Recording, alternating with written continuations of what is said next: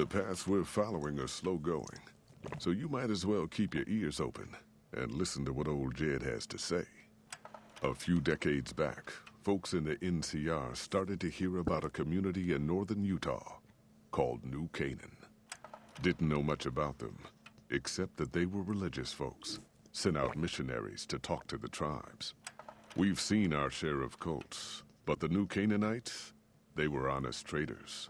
Good fighters, too. Raiders wouldn't tangle with them. But then, the Legion appeared in Arizona. I reckon you know all about them.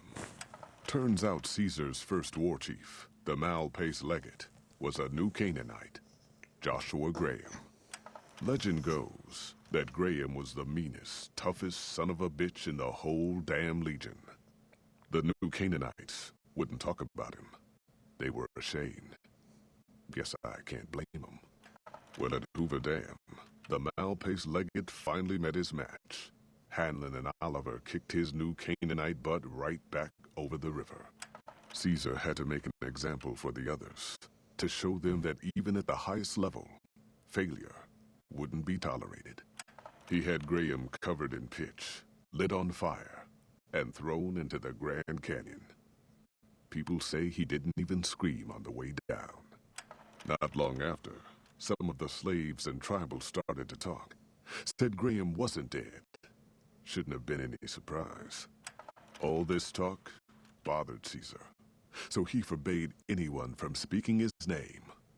Wanted to erase Joshua Graham from history. He got his wish. Joshua Graham disappeared, and in his place came legends of the burned man walking the wastes. Probably just a tribal ghost story. But New Canaan's been silent for a long time. Maybe it's a coincidence. Maybe the Malpais Legate is dead. Or maybe Joshua Graham did crawl out of that canyon and finally found his way back home.